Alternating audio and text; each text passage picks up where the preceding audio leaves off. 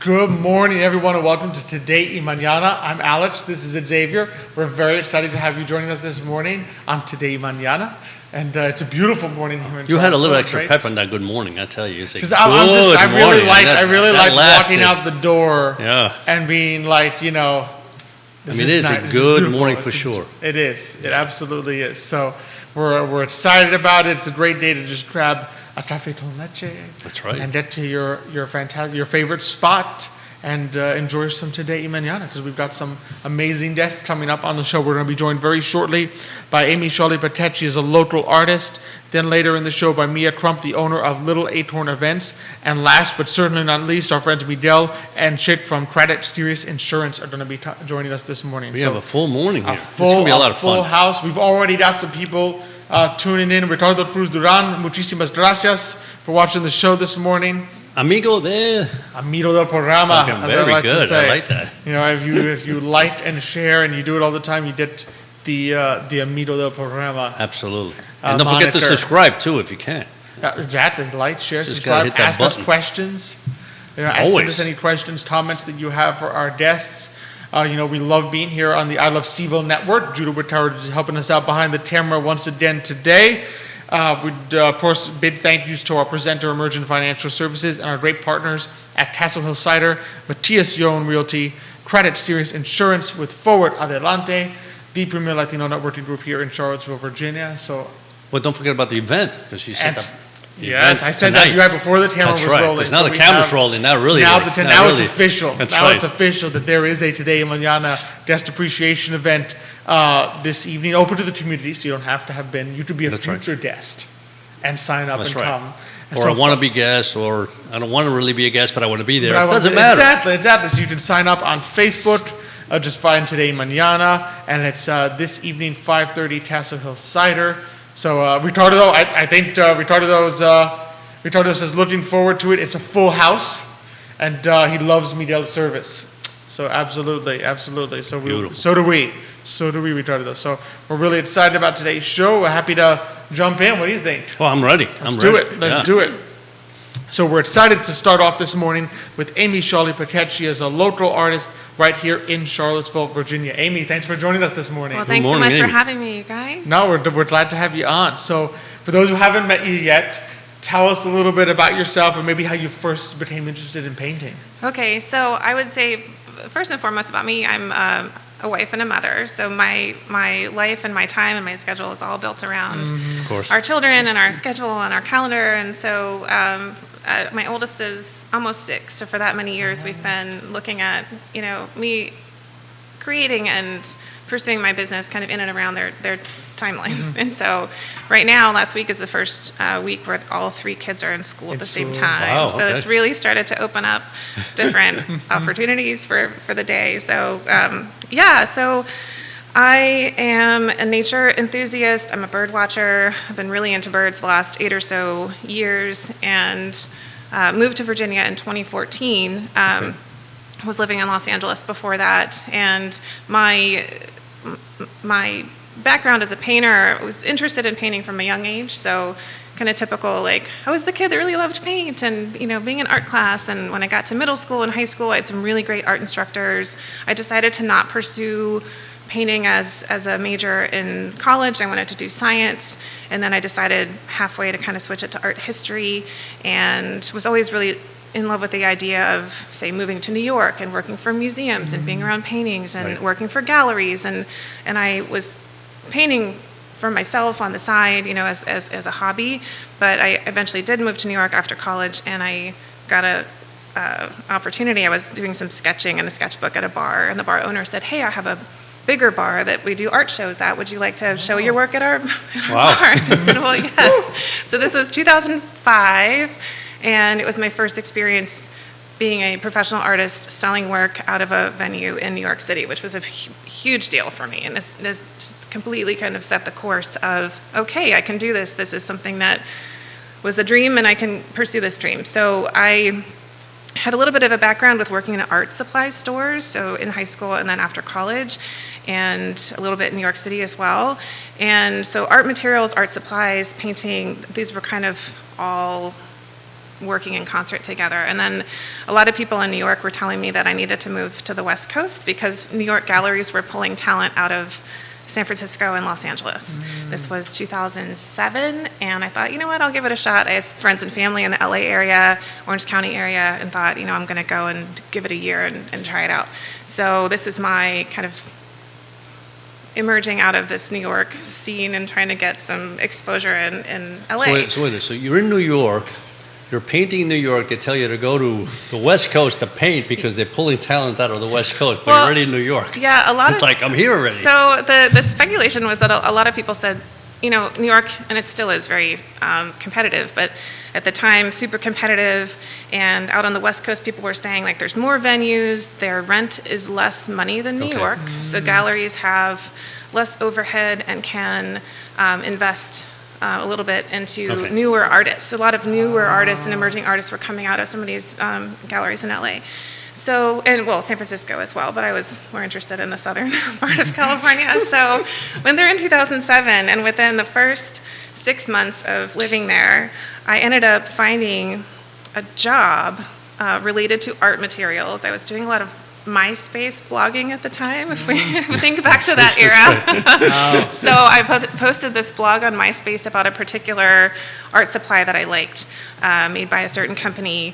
They're called Golden Artist Colors. They make a lot of acrylic paint, but over the course of that time, they have expanded their product selection into oil, watercolor, and now this stuff called pan pastel.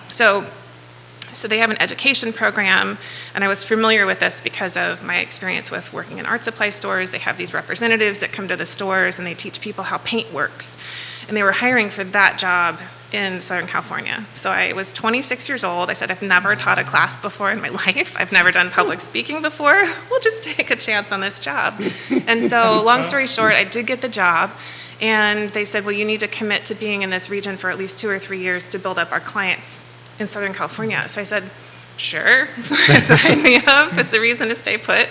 So I committed and stayed in LA and built up my resume, not only doing art shows there, which started to take the back burner, actually. So my art education, art materials realm job, structuring workshops, this was like my introduction to having a small business, because I was, planning the calendar, communicating with venues, communicating with clients, trying to get, people would come to these lectures I would do for this company, and, let's say you come to my lecture for free to learn how different paint products work.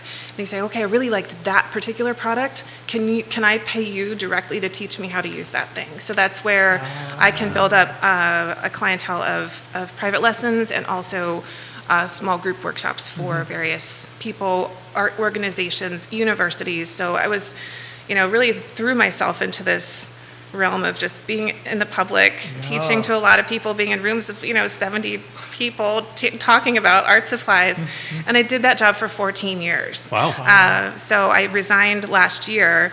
I was able to transfer with that job to the East Coast. So LA, loved the area, knew that my family was back here and wanted to be closer to them. So around 2013, I said, hey, what territories are open for this company on the East Coast? Because I really wanted New York City, but DC was open. So I said, well, my parents have a farm in Scottsville. They've had it since about the year 2000.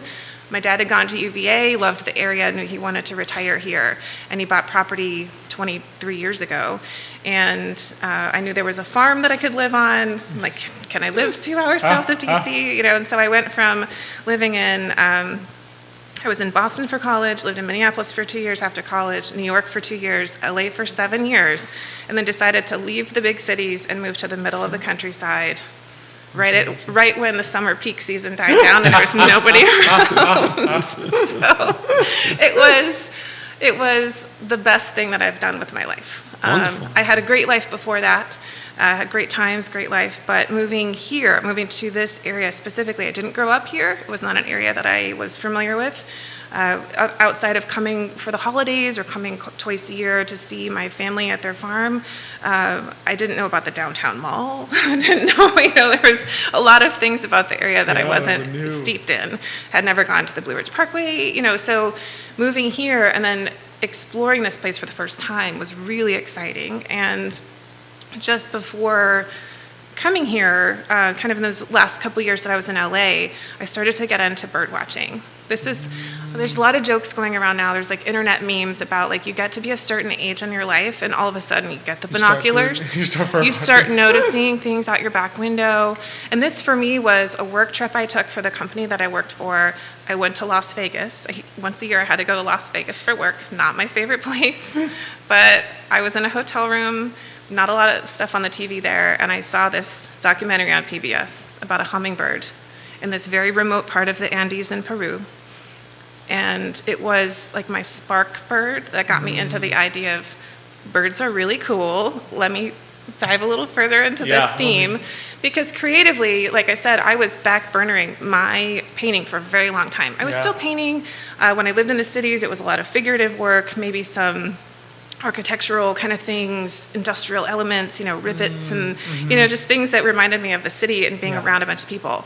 As I started to make the transition to coming here, it was getting more into landscapes, nature-based work. I've always loved nature-based themes, but was really going more into the realism aspect of painting the landscape as I interpreted it, or bird scenes as I saw them and how I felt from them. So around 2011, 2012, I started getting into birding, and then 2013 took my first trip to South America and actually got to see some really great birds. 2014, I took a trip to Ecuador and took.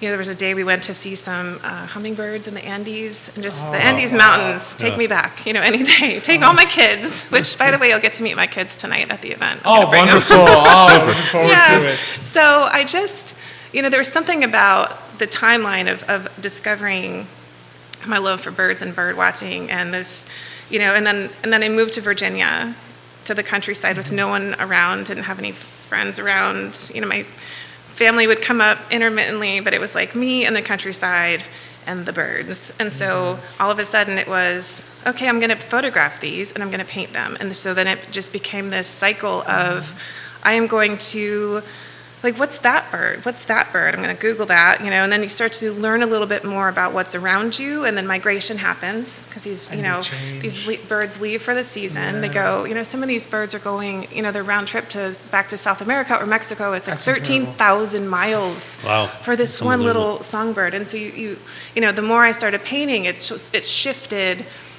my why I'm painting these birds. Initially it was, they're so beautiful and they're fun to paint. Feathers are so fun to paint. But also, as I'm taking more photographs of them, now I take my camera everywhere if I have to travel for work. Kind of the process? It's to photograph and then kind of work from that. Because I guess they don't stand still long enough for you to paint. My sort of shtick is I have to paint for my own photo, because I want, unless it's a commission or a special project, because I am working on some special projects at the moment where I'm working from other people's photographs. But for me to paint for myself, I need a moment. Every bird has a moment. A lot of my paintings, I can remember that moment and what was really special about being there. And then as an artist, then I have to look at, process-wise, how can I express this moment? So, so 2014 is kind of when I started this theme, and I've just continued on, and now I have this library of images from a lot of East Coast birds. The pandemic was a great excuse to just be in the yard and do as much bird watching as possible. But on work trips back east or back west, or if family friends have been in Minnesota, so I'll go up there with my camera, go up wherever I am. I'll always take my camera and my binoculars to see what I can find, because there's always that. There may not be a moment, but if there is one, then you're prepared. And that's just kind of other themes in life, just be prepared. And then when the opportunity arises, then you can really jump on it. So, and bird watching is, can be very frustrating to get the right photo. And so it really takes some patience, and so I really do like to incorporate that process into the painting process. Actually getting the bird photos could be very challenging. A paintable photo. So I got a couple of questions for you. So with respect to, the birds, is the colors of the different birds, is that something that will attract you? And if there's a particular bird that has, yellow or orange or red or whatever, or do you also like to capture birds in flight and then say, I want to paint that flight, or I mean, it's hard to capture. I know Yes. a photograph, but I'm just curious as to what makes you choose a bird, or is that the one you just got a picture? So no, that's a great question because I might just be out and about and I happen to see some birds and get some decent photos. A lot of the photos I'm working from are birds that are on a branch or kind of stationary. Right. I don't have great bird and flight photos because my camera's not great enough for it, and I'm okay with that. Yeah. I haven't upgraded. I've slightly upgraded, but I'm still working with the point and shoot. My whole thing is if it's too far away, then I haven't had that moment. Yeah. I've got to be really in the moment with the bird. Yeah, you're not going to get a huge macro zoom lens and say, Yeah. okay, I caught this, I'm going to paint this thing that I saw. Yeah, it's 10 usually miles me hiding behind a tree or a bush, like sometimes on my belly, like, I'm really hunched down, like hiding behind something to create a blind so that I can wait for this thing to come out. And so in terms of what attracts me to certain birds, there might be, like if I'm going out specifically to find something, it might be because migration's happening, or Ivy Creek. There's a few areas locally that are really great for bird watching, and I'm a member of the Piedmont Virginia Bird Club. So oftentimes they'll post alerts on their Facebook group to say, hey, we've seen a golden, a yellow-throated vireo over at the Ivy Creek Park. Like you can go check it out. So sometimes you anticipate that there's going to be a certain bird, and then finding it right where people said it was is very exciting. There's other times where I'm still painting from this experience. Last spring, there's a major festival and bird migration event that happens up in Ohio. There's a section along Lake Erie, this Toledo Metro Parks area that's between Toledo and Sandusky. It's about a 60-mile swath of land that is on Lake Erie, and these migratory birds come up through there, and then they stop along the edge of the lake and kind of wait for the conditions to be right, and they stock up on their food. And there's just the first couple weeks of May, there's dozens and dozens and dozens of the most beautiful birds that you've seen. They're coming from Mexico, from the Caribbean islands, from Central America, from South America. Wow. These are the birds that are on a journey, and when you walk into the woods there, it's like you are stepping across the threshold into Mother Nature at work. And even if you are not a bird watcher, something like that is just such an intense experience to witness. It's going to be impressive, yeah. Yeah, and so in that kind of setting, birds are everywhere. So I didn't go back this year, but there are some places where you go where there is really a big abundance of population, and it's a little easier to see what you're trying to go see. But I was my husband and I were just in Montana for a wedding, beautiful, beautiful landscape, and I was out birding, I think 5 days in a row, just get up early and get out there to see what I see. And there weren't a lot of things that were, like I anticipated seeing more species that are very specifically Western, but I saw a lot of birds that we get out here. It just wasn't the right time to see a big abundance of them. So, you kind of learn where, like the best time of year to go to see things, which location to go see things. And this is where, just as a bird watcher and a painter, because the painting benefits from this kind of experience, is the community of birding is really strong. So you have a really great amount of people that are supporting that. So without that, I wouldn't be painting the way that I'm painting now. And that's a really big part of the process, is just finding the reference material. And then when I'm out in the woods, I'll be photographing textures, the foliage, anything that's kind of in and around the habitat at the time, so that I can use that to make the paintings. And in some cases, usually it's in my own yard, I take molds of various textures, take silicone molds of barks and leaves and nature fibers, because in addition to painting, I also make jewelry, and I do this mold making process for how I do the jewelry. So tell us a little bit about that. How did the jewelry? So it was born out of my experience with the art materials industry and being excited about what paints can do. And as soon as I saw that acrylic paint will peel out of a silicone mold, it was just like, this is the coolest thing. So I had all these really interesting textured barks. Like friends would just be like, oh, I'm the woman that has like the little, curio cabinet of little bits of moss, and I found this rock for you. Or, like even my kids now are like, Mom, look, I brought this thing for you. It's so great. So it goes on the shelf. And so friends of mine were bringing me, oh, I found this on the ground, or, so some of these things, if they were sturdy enough, there's a certain set of conditions that they need to meet. But you can take a mold, like take this silicone putty and kind of mix it up and make a mold of your texture and kind of, silicone sets, and then you can take all your texture materials out, and then you fill the mold with acrylic products, and then those will peel out, and you can use that like a piece of textile or a piece of paper. Wow. That's And amazing. so that's That how really I is. do the jewelry. And that was, I was always interested in wearable art, and kind of was able to, again, the pandemic really opened up some opportunity to explore more projects that were on the back burner. So, and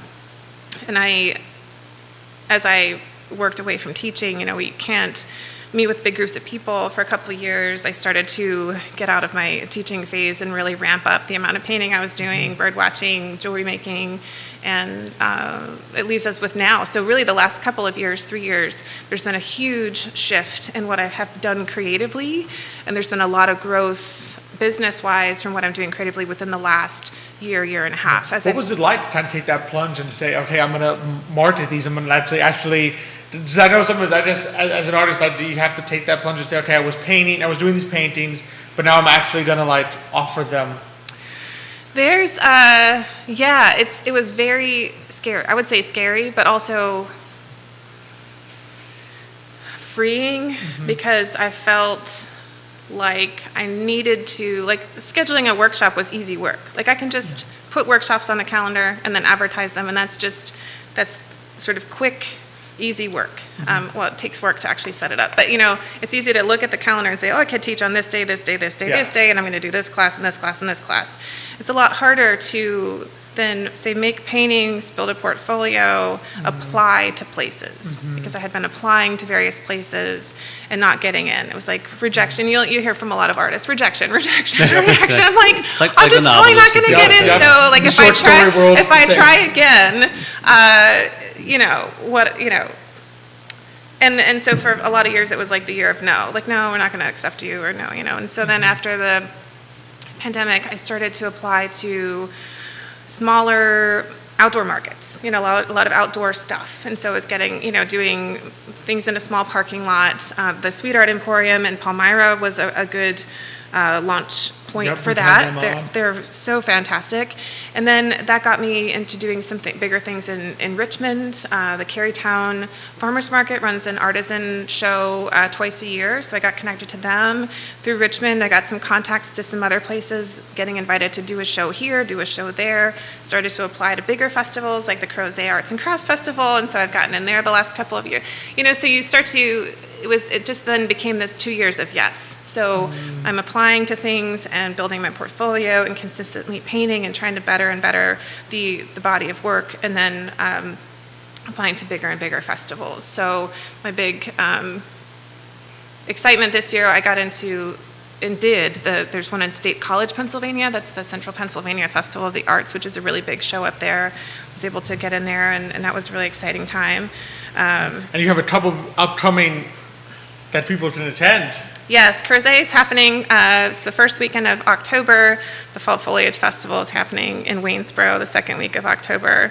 And then I'm also, my work, so I started one of my sort of side arms of the business outside of the painting and the jewelry is that I do prints and note cards of my work. So there's several stores now that are stocking, that are ordering from me wholesale. So this wholesale and consignment type part of the business has really started to grow. And so there's local places, Sweet Art Emporium, Wild Birds Unlimited, Rivanna River Company, the Barn Swallow.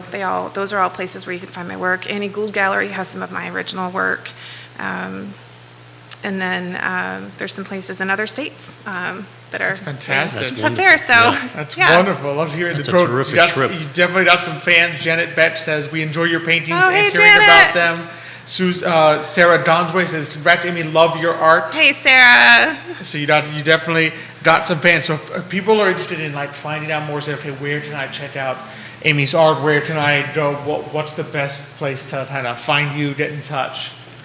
So I would say Instagram is the place where I post the most. It's the fastest. I do sometimes also post to Facebook, but Instagram at Amy Shawley on Instagram is where to find me there. And then my website, amyshawleypaquette.com.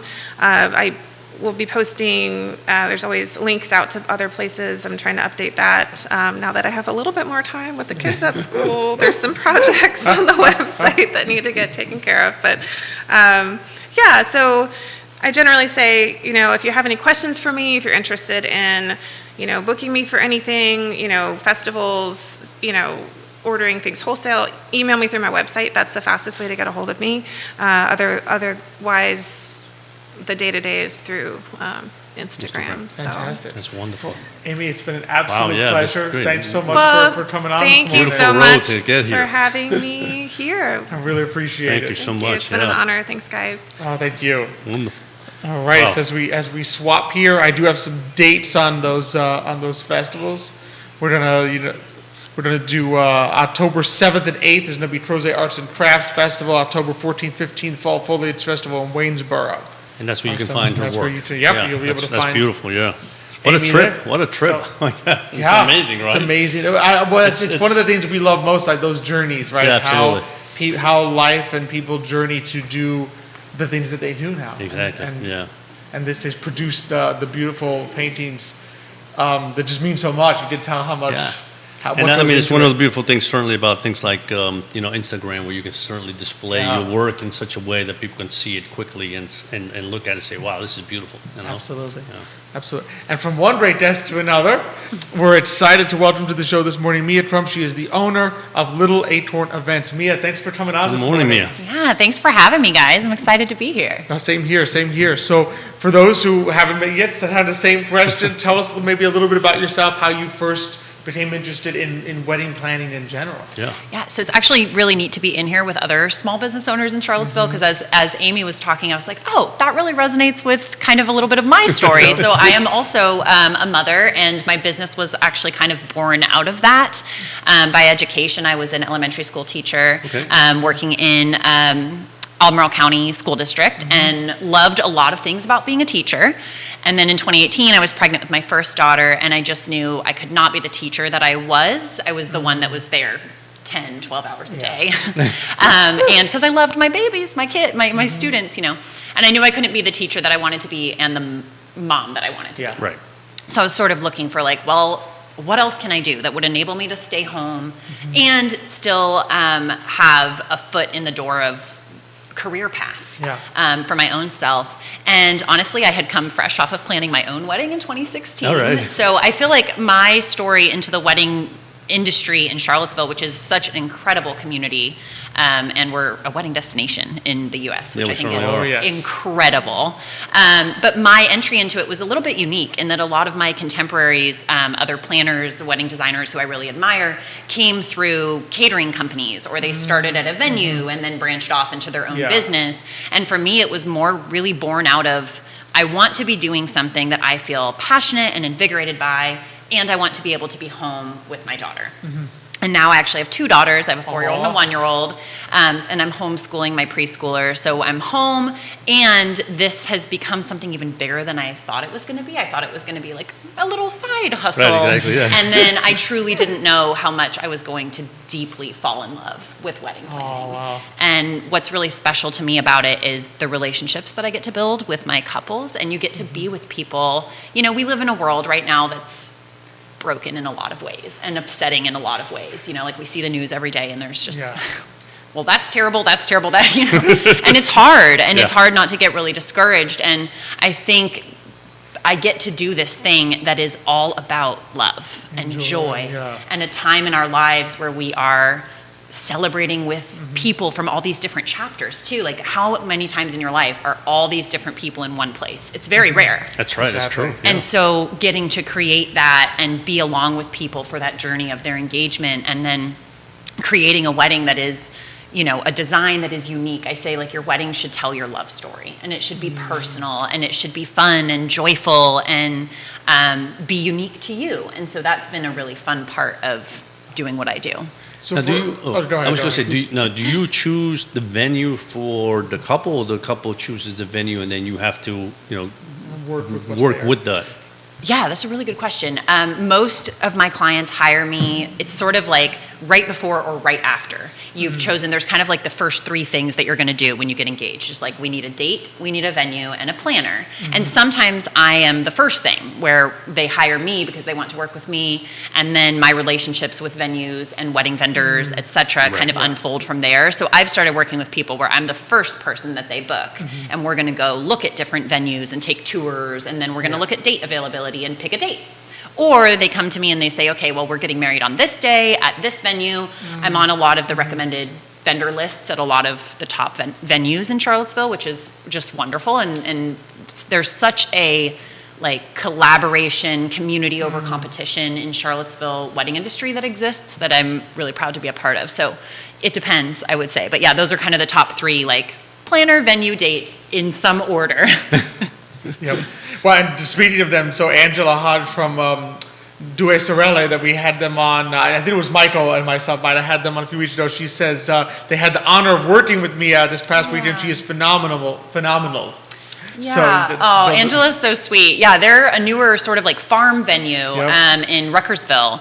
And really beautiful space. I mean, so much of what's incredible about Charlottesville is the views. Exactly. And we're frequently at, a lot of the top venues in the area. And what I've really started leaning into as a little bit of like a niche for myself is private estate venues.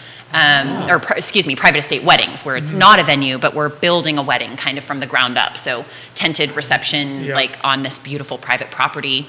And there's so much space for creativity there. Yes. And it makes for really beautiful designs that are really authentic, unique to those couples. So I'm just curious, in these tented events, right? I mean, here in Virginia, as you probably well know, the humidity can be pretty tough.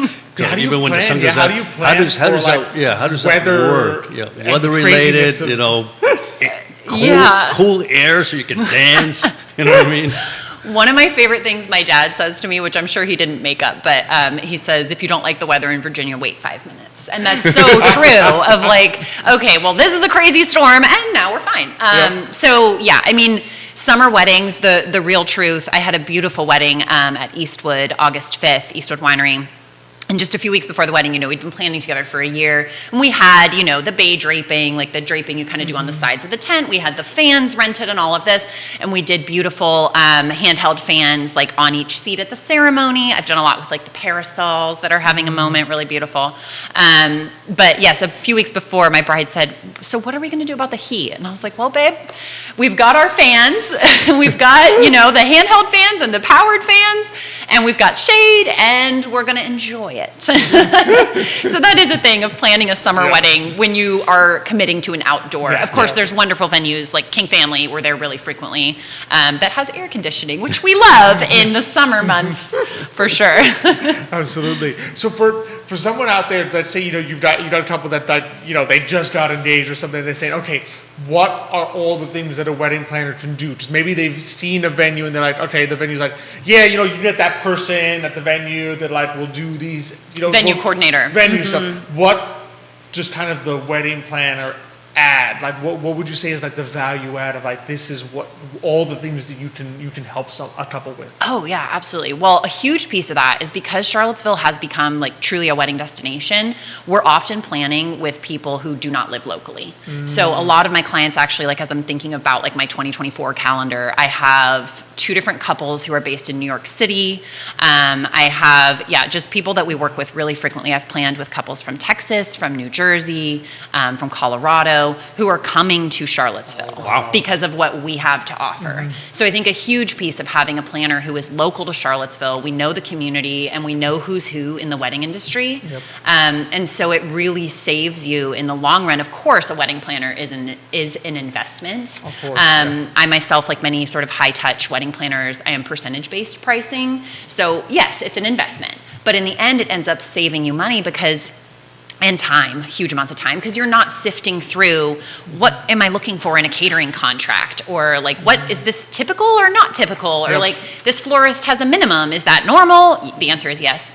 And just kind of being like, I think of myself as not just a planner and a designer, but also like a touchstone of just let me be here in your back pocket as you're having these questions, So of course we have scheduled monthly planning meetings, and then we are going out and doing that legwork piece, getting the proposals for you. We're talking about with our couples. A big thing I say is wedding planning should not be stressful. It should be joyful and fun, and it should be a creative and collaborative process, and you should be enjoying your engagement. And so in our meetings, we're having the conversations about what are the dreams? What's the goals? What do you envision? And then my expertise comes in where I think, okay, so if a high-touch, beautiful culinary experience is top of mind for you, I know I'm reaching out to this caterer, and this caterer.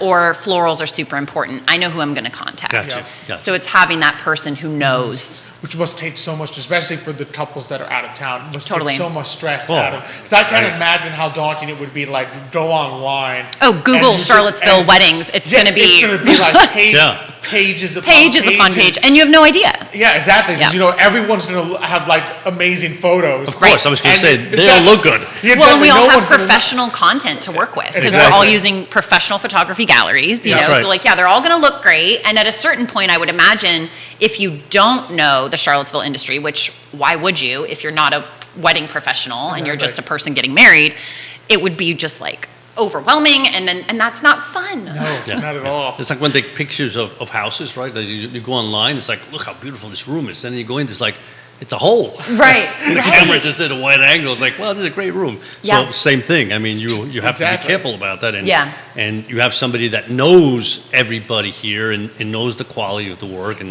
saves you that effort too, when you're putting your budget together. Because I would imagine, because I know so many of the venues, caterers stuff, it's not like you go to the website and said, well, here's the cost, right? It's reaching out, talking to them, so you're having kind of those conversations and those things, so that you can come back to them with the 5 hours that went into the one number instead of them sitting on the phone for 5 hours to come up with another. Exactly. And then another big piece of that too is helping couples understand what is realistic and expected for Charlottesville weddings in particular. Because if you Google average wedding budget, it is not an average Charlottesville wedding budget. No. It is not. And that's fine, but we need to have those realistic conversations around that. And you don't know, I tell my couples, you don't know what you don't know until you know. That's right. So why would you know what florals cost until you look? Exactly. Although I would assume that in some places, if they're coming from New York or even New Jersey or some other places, those places are also very expensive. So, from a budget point of view, they might say, well, that's reasonable. Well, it might be the opposite. Right? It might be they're saying, are these people any good? Yeah. They're too cheap. Right. Absolutely. So what's kind of the process? So a brand, couple calls you, said, hey, we want to have an initial conversation. What kind of is the process of working with you from the get-go, from the beginning? Yeah, absolutely. Well, a really big piece of my process truly is cultivating very mindful relationships with my clients. So we are going to be friends. Don't hire me if you just want the black and white, here's this proposal. I'm gonna know about your life, you're gonna know about mine. I want to be engaged in that so that the wedding that we end up producing is authentic and true to who my couple is. So that's a big piece of that, sort of initial getting to know each other. And in that consultation call, I always ask, tell me your love story. Tell me how you met. Tell me what's important to you on your wedding day. Because a big thing for me too, as a business owner, which I would imagine is a challenge for a lot of business owners, is getting to the point of okay, what are my kind boundaries and who do I want to work with, and finding those ideal clients of sometimes I have a consultation or a discovery call and it's you know what, we're not going to be the best fit, and that's okay. But when I'm onboarding new clients where we are such a great fit and you can feel it, it's like a spark, when you have that conversation. And some of my best reviews have been talking to me, I was talking to an old friend, and I love that because that's what I want to give you, is that comfort and that wonderful space to create and have fun planning your wedding. And so bringing on new clients, our onboarding process, we use an online planning portal powered by Aisle Planner, which is very standard among a lot of high-end wedding planners. And so you have kind of everything you need digitally for planning at your fingertips. And then we host monthly planning meetings, which I do over Google Meetings because a lot of my clients are, like I said, not local. Now, sometimes I do get to work with local clients, which is wonderful. Actually, after this this show, I am heading over to Rock, Paper, Scissors on the mall here to meet with a local client to work on some stationery. We're doing some save the dates for next fall. So I also get to do really fun stuff like that with other local businesses. Yeah. But then throughout the process, we have our monthly scheduled meetings, and then we're working through what I know of the timeline of planning a wedding, which is also unique in Charlottesville. Like there's certain things, one little thing is like hair and makeup books up really fast in Charlottesville. So where people might tell you if you Google or like Pinterest has like 12-month planning timeline, not accurate for our area, because there's certain things that we know, okay, we have to shift this up or we can move this down. So it's guiding people through that process. I keep a planning journal throughout as well, and that has all of our notes from all of our meetings, and then kind of what's up next for me, what's up next for my clients, just so we're always very transparent with where we are in the process. So if you're planning a wedding in Charlottesville, what kind of time frame do you look at? In other words, if I want to get married in 6 months, is that feasible in Charlottesville, or do I have to plan it a year? I know you're laughing already. A year and a half, 2 years. Like, what's like the most stress-free time? So it is also seasonal in Charlottesville. So our busiest months for weddings are May and June because, it's beautiful. And for the same reason, September and October, when we start to see the leaves changing, different vibes. So you're looking at spring, summer, May, June, fall, September, October. So I would say the answer to that question is different based on when you're getting married. Okay. So if you're saying, we're going to do a winter wedding, like December, that would be easier to plan on a shorter turnaround. Personally, I like to have at least 12 months of working with clients because it saves us both the stress of hustling to oh gosh, we have to get all this stuff done, as opposed to if you have a longer time, you can have a much more relaxed engagement. Pace. That makes complete sense. But in general, 12 months plus, I would say in Charlottesville is a good ballpark. Yeah. Absolutely. We have our big ticket vendors booked already for most of our fall weddings. Wow. For next year, 2024. Yeah. Obviously for 2023, we're about to be in fall. That would be magical if you Those pulled off Those have been planned for a while. Yeah, we're buttoning up the final details now. Absolutely. So Mia, if people are interested in saying, okay, how can I get in touch with you? What's the best way to reach out and get in touch with you? Absolutely, yeah. So I'm on Instagram, Little Acorn Events, of course. We just actually launched our brand new website, which I'm really proud of. I've had a website, but it's been a project. Anyone who has done a website knows it is a journey. It was like a 6-month situation of creativity. And that's, of course, littleacornevents.com. We're on Pinterest. But the biggest place is Instagram, which is just Little Acorn Events. I try to post daily when I can, and I like to do a lot of kind of varied stuff with wedding inspo, obviously weddings that we've done, and then also tips, planning tips and ideas. I want our Instagram page to be a place where people can land and feel okay, I gained some knowledge, I feel inspired, and wanting to sort of look at our work from there, from that design place. Makes total sense. So Little Acorn Events, is it littleacornevents.com? Yes, littleacornevents.com is the website, and then just at Little Acorn Events on Instagram. Fantastic. Okay. Yeah. Mia, it's been an absolute pleasure. Absolutely. Thanks so much for coming on this morning. Thanks so much for having me, guys. It was really great chatting with you. I Same love here. it. Same here. Thanks. And I'm off to Rock, Paper, Scissors. There you go. Well, give our congratulations to your double. I will. Thanks so much. Thank you. It's funny. It just occurred to me. A little acorn, right? So you think about a little acorn, it's a wedding, and then they grow some big tree as a family, right? Which is very nice. Yeah, I like it. Now that's some. It takes me a little long enough to see these things, but it only took you the whole interview to figure that part out. Well, not the whole interview, half an interview. I didn't know anything. So as we transition here, got some big fans watching the show. Toto Sotelo, Toto's Granola watching the show this morning. Yes. Bill McChesney, John Blair joining us this morning. Thanks so much, everyone, for tuning in. Really appreciate it. And we've got here some good friends, some great guests, good friends. Yes. We're really happy to welcome to the show this morning Miguel Coradine and Chic Craddock. They are from Craddock Sirius Insurance. Miguel, Chic, thanks so much for coming on this morning. Buenos dias. Buenos dias, amigos. Buenos dias. Buongiorno. Buongiorno. I like it. I love it. Well, so how are you both doing? Doing great. You're looking fantastic. Thank you, and you as well. We are excellent. We're just very grateful of one more day of life. I like. See, I say you're looking great, and he says you too. That's why you love having Miguel. Have him right next to me because that's just bounces right back. Now you feel better, right? So I always love talking to you guys because it's funny. You're always so knowledgeable in insurance. We've talked auto, we've taught home, we've taught so many things. So what would you say is new in insurance? Like, what are some areas of insurance that people are beginning to look into that maybe the average person hasn't thought about yet?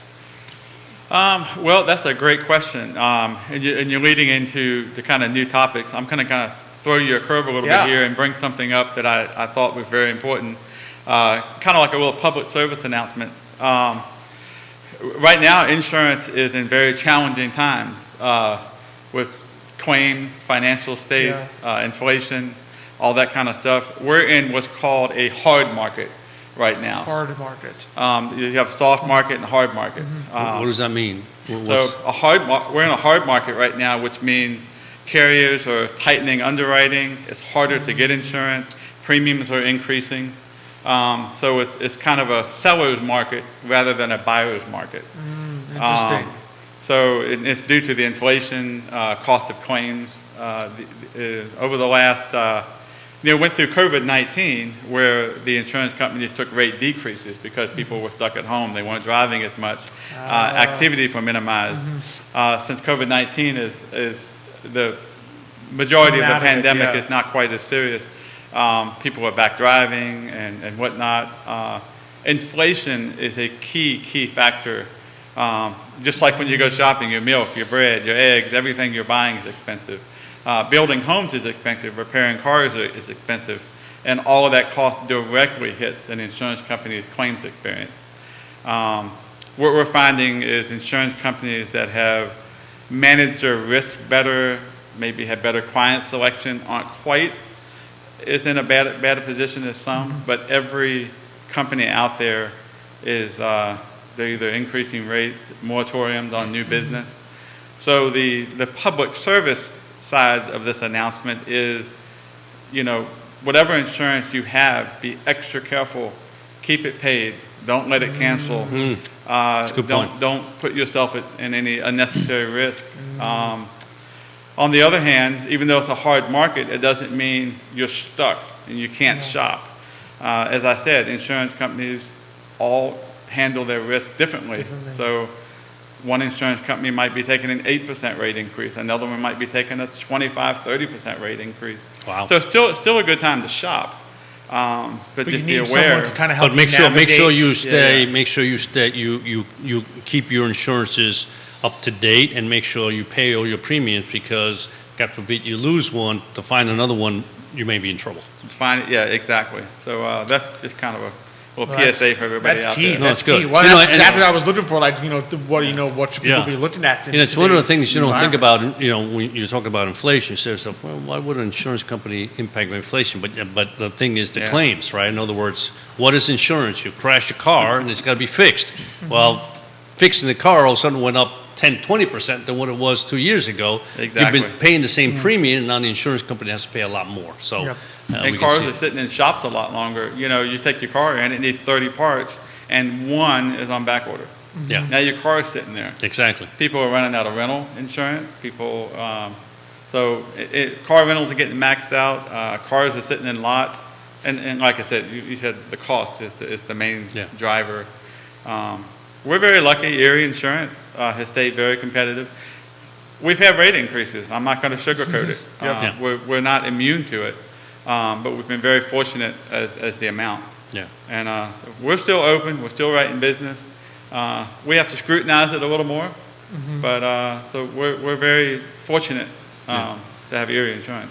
So there's two areas of the insurance that, and you can jump in the sense if you think there's something more important, but there's two areas of insurances that I think are really important in picking up. One is cybersecurity, and the only reason I say that, we work, with the SEC and its compliance, and every single email that comes to us is basically about cybersecurity over the last year and a half, right?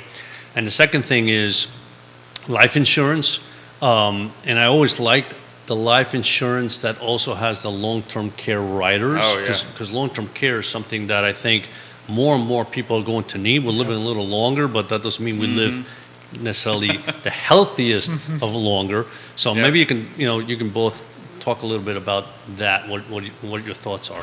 Yeah, the easiest cybersecurity is a big undersold product. And even though the internet and the cyber world is all around us, we still just don't think about the insurance side of it. If your business gets hacked, if your computers are held ransom, ransomware, all that kind of stuff, you think it's only going to happen to the big corporations. But data leaks, if your company is responsible for storing any kind of sensitive information, dates of birth, social security, addresses, names, you have a risk factor out there. All I can say is bring it up to your insurance agent. Yeah. Inquire about it. Say, do you have it? Most of the carriers have endorsements now for cybersecurity.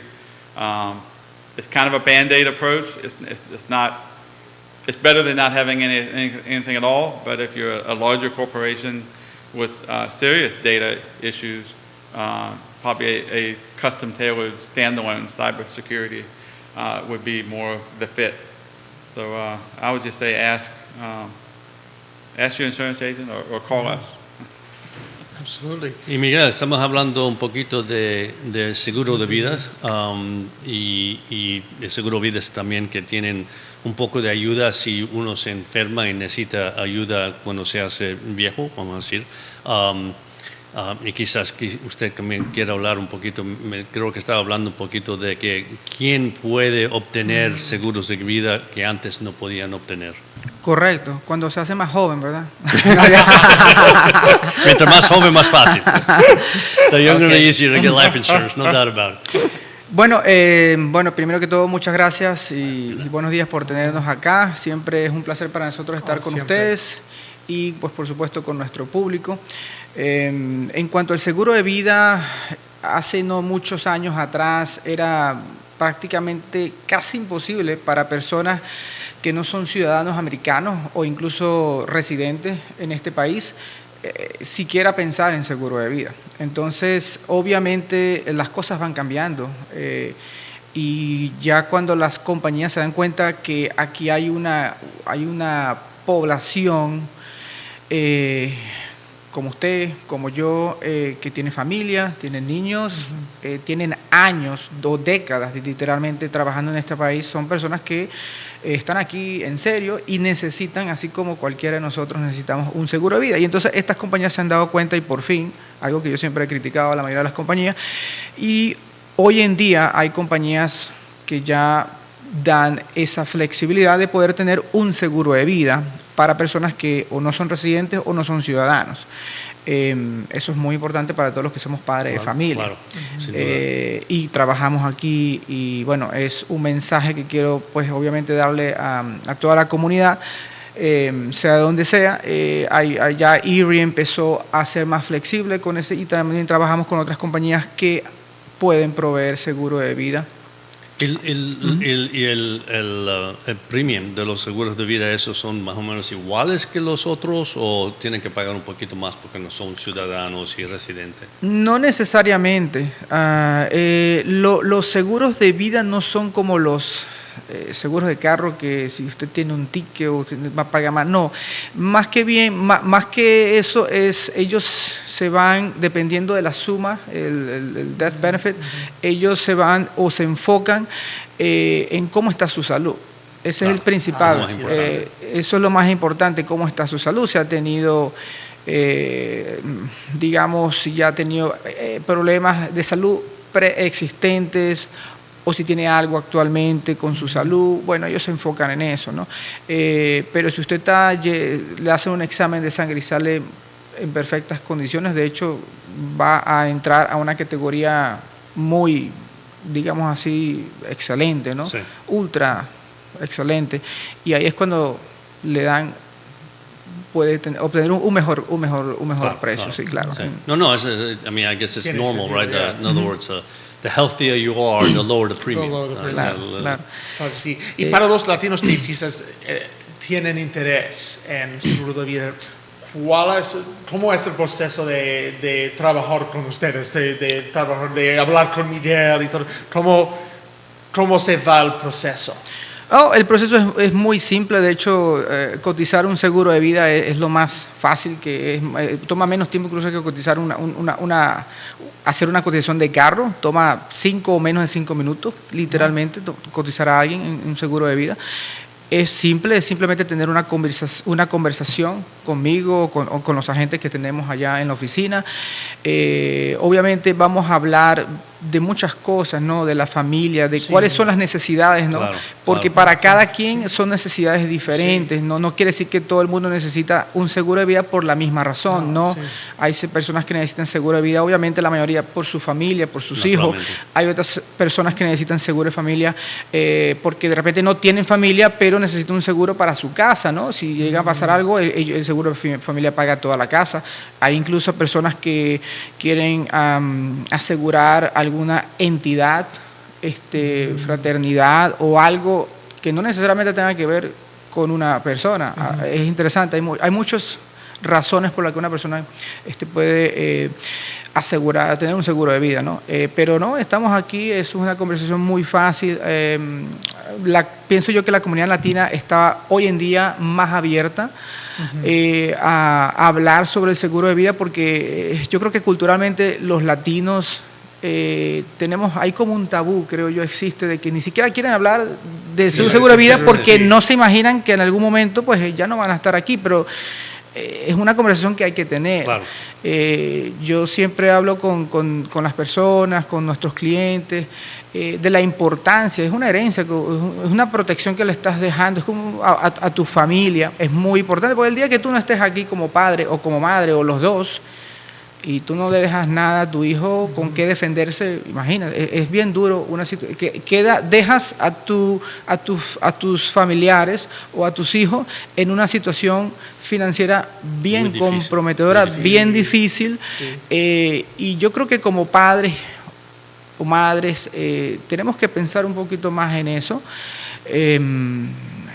pues para por lo menos tratar de asegurar el día que no estemos aquí, por lo menos nos vamos tranquilos de que al menos le dejamos algo a nuestros hijos. Por lo menos, yo no digo que lo que le dejemos eso lo va a hacer rico, pero por lo menos le abre el camino. No, y no solamente a un futuro. Eso, es más bien cuando uno es joven y tienen jovencitos y tú eres el que estás, vamos a decir, quizás tu esposa está en la casa cuidando a los muchachos y tú vas a trabajar y algo te pasa a ti de golpe porrazo, tu esposa está allí y dice, ¿de dónde yo tengo el alquiler, tengo que pagar el coche, tengo que pagar muchas cosas y no hay dinero? Y eso es cuando es importante tener algo allí, como dice usted, no para hacerlos millonarios, pero para menos ayudarlos un poco durante 2-3 años, es decir, correcto. Y entonces yo puedo ya trabajar, ¿no? Lo que iba a decir es, las conversaciones que usted tiene con las personas estas, puede ser por teléfono, ¿no? ¿Es verdad? Correcto, sí, yo he tenido conversaciones por teléfono, sin embargo, cuando se habla de un seguro de vida, es algo un poco, yo lo veo un poco más de la parte humana, sí. ¿Ok? No es como vender una póliza de carro, es algo más material, es un carro ya, ¿no? Porque cuando los clientes tienen muchas preguntas cuando se trata de seguro de vida, ¿no? ¿Qué tipo de seguro de vida? Hay muchos tipos de seguro de vida, ¿en qué me beneficia esto? Los beneficios aquí, allá, mi esposa, todo, ¿no? Entonces hay muchas preguntas y eso a veces por teléfono, no necesariamente, aunque lo explique de la mejor forma posible, a veces no todas las personas lo entienden de la misma forma. Y estando en la oficina, físicamente hablando con esa persona, creo yo que hay una mejor interacción entre todas las personas que están ahí. Y como dijo Mía anteriormente al show, yo creo que es parte, creo yo, del éxito de cualquier empresa, es interactuar con los clientes como si fueran tus mejores amigos. Sí, y yo no estoy diciendo esto como, no, es que yo soy ahora, mis clientes son mis mejores amigos. No, simplemente tratarlos como todo el mundo se merece ser tratado, ¿ok? Como una buena persona, de confianza, sin ningún tipo, todo transparente, ¿no? Y por supuesto tú, o en este caso yo, los agentes que trabajamos ahí en la agencia de nosotros, nosotros damos lo mejor de nosotros, nuestra experticia, nuestro conocimiento de años de experiencia, para comunicarle eso a nuestros clientes y que ellos tomen la mejor decisión basado, ¿no? en lo que nosotros estamos explicando cuando se refiere a seguros de vida, ¿no? Es muy importante crear esa conexión con el cliente. Sí. Porque si uno no crea esa conexión con el cliente, es difícil. va a ser difícil entenderse. Más bien, yo creo que la pregunta es para estar seguro que nosotros conocemos bien los latinos, trabajan mucho y cuando acaban de trabajar van a casa porque quieren estar con la familia. Entonces, casi siempre no hay mucho tiempo para ir a visitar a nadie, ¿no? Y quería saber si también se puede hacer por teléfono, porque quizás se dice, mire, si esta noche por teléfono puedo hacer, ¿no? Sí, por supuesto, por teléfono con mucho gusto también lo podemos hacer, pero sí, sea por teléfono o sea presencial en la oficina, yo animo mucho a la comunidad latina a tener, esta conversación se tiene que tener. Y mientras más pronto mejor, porque mientras más pasan los años más caro va a salir el seguro. No te vas a hacer más joven, te vas a hacer bueno, algunos sí. Algunos sí. Usted más joven. hay que señor Salón. Pero no, sí, es muy importante tener esta conversación. Obviamente, mientras más temprano mejor. Nunca es tarde, obviamente, siempre se puede tener una conversación. Es mejor tarde que nunca. Pero al final hay que pensar en los hijos, ¿no? En los hijos de uno, en la familia, ¿no? Si no tienes hijos, de repente, no sé, algún primo tuyo, un hermano, tu hermana, tu mamá, alguien, ¿no? Alguien va a estar necesitado. Y si usted puede tener un seguro de vida, se lo van a agradecer. Y hablando de la confianza y la conversación con clientes, Ricardo says, speaking of trust, and Ricardo Cruz Duran says, I have referred so many clients to Miguel, and every single one of them are happy with the service. His tips to clients work long-term and short-term, and Chic has also been amazing to the Hispanic community. He supports and embraces the market. So just you see, it's that conversation and that trust that is a huge part.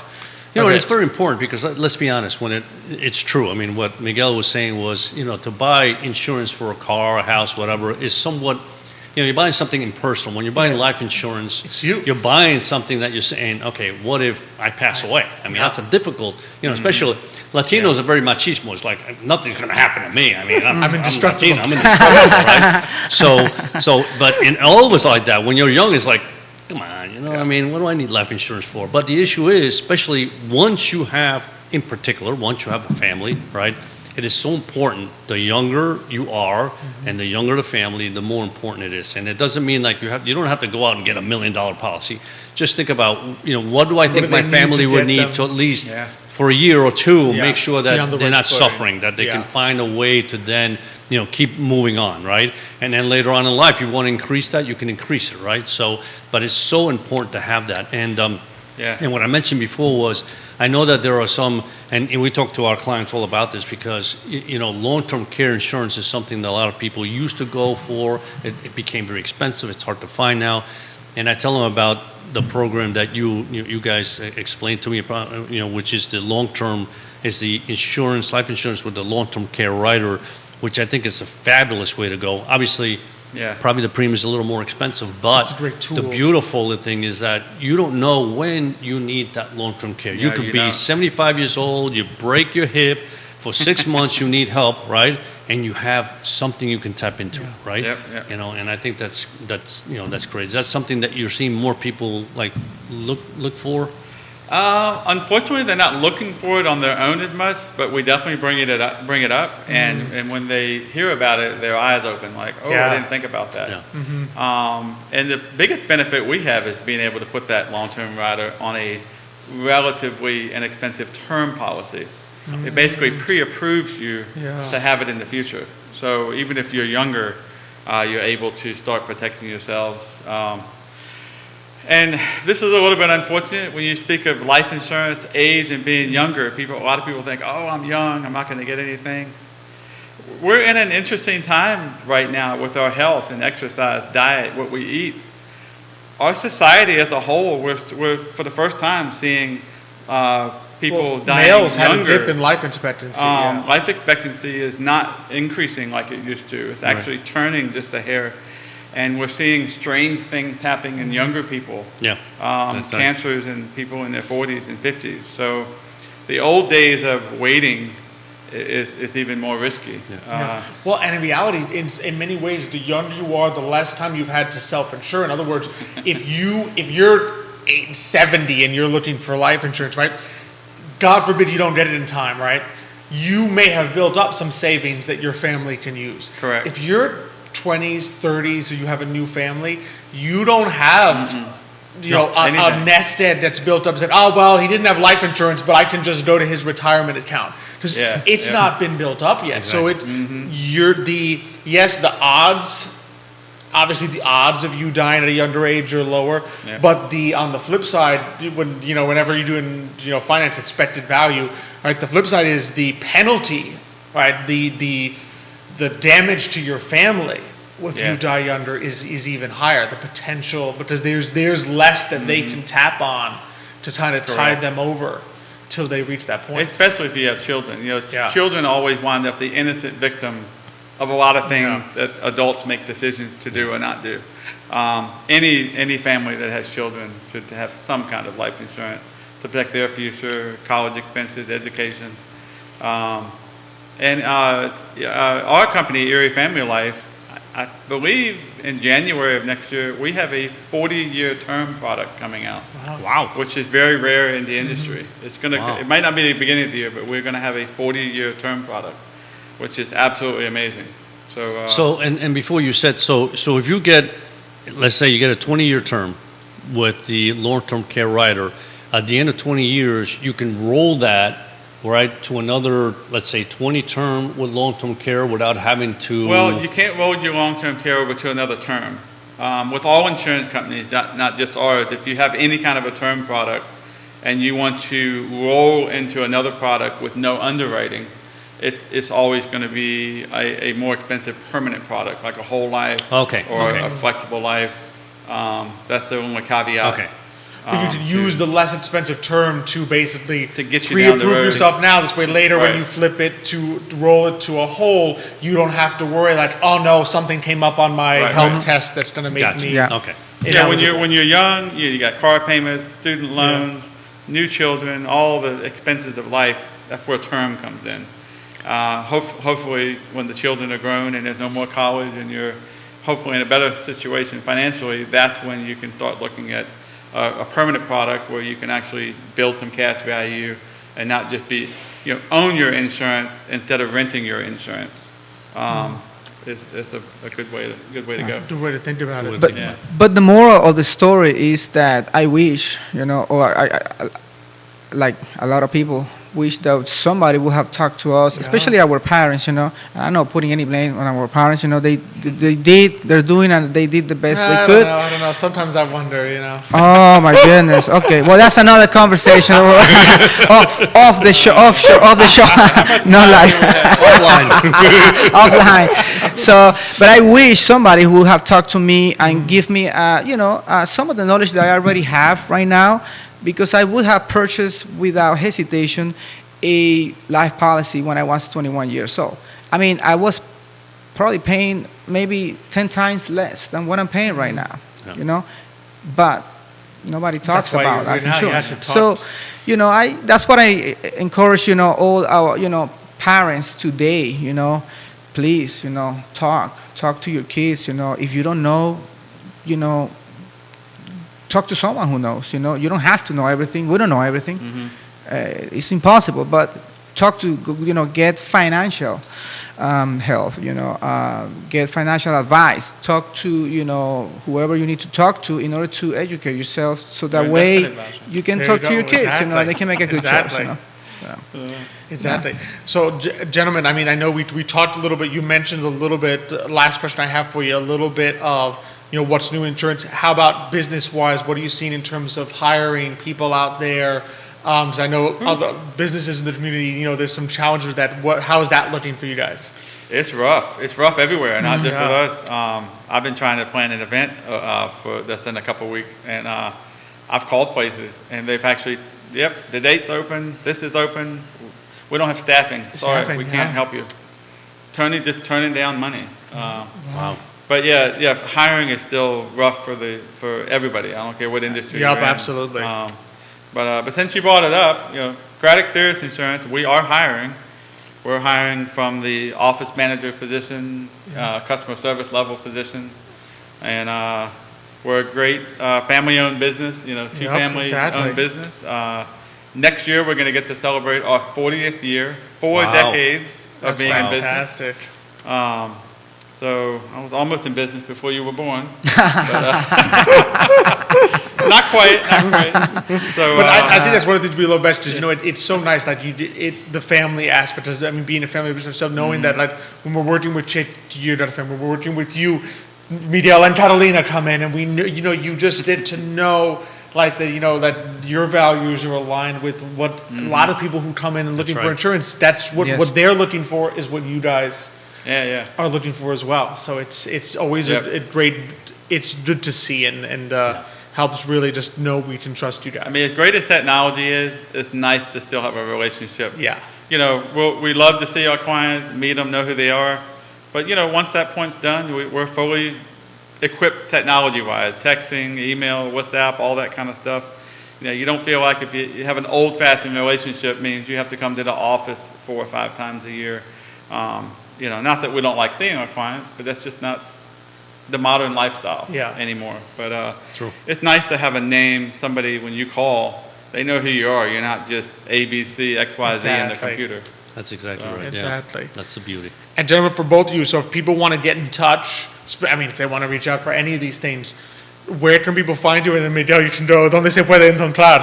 So we can do it bilingual. Sí. Bueno, aprovecho para decir en la parte de español de que estamos actualmente buscando por profesionales bilingües en la parte del atención al consumidor, management positions, estamos a la orden. Pueden buscarnos directamente en nuestra dirección es 687 Berkmar Circle, Charlottesville, Virginia 22901, o ellos pueden ir directamente a la página de nosotros o en Facebook. Estamos en todas partes, Facebook, WhatsApp, cualquier cosa nos pueden mandar su resume, curriculum vitae, cualquier información, cualquier pregunta, estamos atentos para las personas que estén interesadas en... ¿Y el manager sería manager de usted? ¿El manager sería manager de usted? El mío.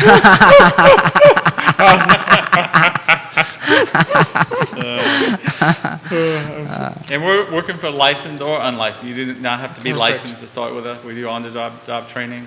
We have good benefits, great time off, very flexible. We understand that people have families and needs. Not one of the old-fashioned places you go to work where you're, beaten and you're not allowed to, take leave. a day off. Yeah. Exactly. We're very modernized in time off and what people need to support their families and children. So there you have it. So whether you're looking for insurance or you're looking to get into the field, it's a great business. Reach out to Craddock, Sirius, and you work with 2 great guys. And you get to work with Thank you. 2 great guys and Carolina. And Carolina is also great. Which I'm going to yell at when I come in. I'll bring the message. Don't worry. Gentlemen, it's been a pleasure as always. Thanks so much for coming out today. Pleasure is ours, and thank you for having us here. Absolutely. Xavier, Alexander, thank you so much. Thank you both.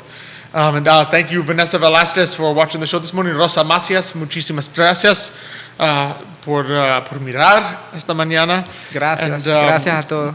And been a great show. Been a fantastic show. Every minute of it. We've got some great guests next week also. We're going to have Noel Gray from the Drayville, David Deaton and Ann Thompson from Mind Salt. David's coming on, and Matthias Young. Coming and joining us from Matthias Young Realty. So we've got some great people coming on next week as well. Do want to shout it in tonight, 5:30, Castle Hill Cider, the Today Mañana Guest Appreciation event. Be sure to sign up for that. If you did this is fun, you wait till tonight. Exactly. It'll be even more fun. So really appreciate everyone tuning in, all the comments and questions that we had today. Really appreciate it. Thank you. Well, thank you. Always good to be on with you. I don't know if I'll be on with you next week or not. But, no, unfortunately, I can't make it next week. Okay. So I got some visual. I'll miss you. I got some visual that I got. Well, then you'll see even better. Yeah, exactly. So really appreciate everyone for tuning in. Thank you, Judah Whittower behind the camera. Thank you, I Love CVille Network. Thank you, Emergent Financial Services, and then our amazing partners with Craddock, Sirius Insurance. These guys right here, Matthias Young Realty, Castle Hill Cider, Forward, Adelante. We look forward to seeing you all next week. But until that time, as we like to close it out on the show, hasta mañana. Hasta mañana. Hasta mañana. Love it.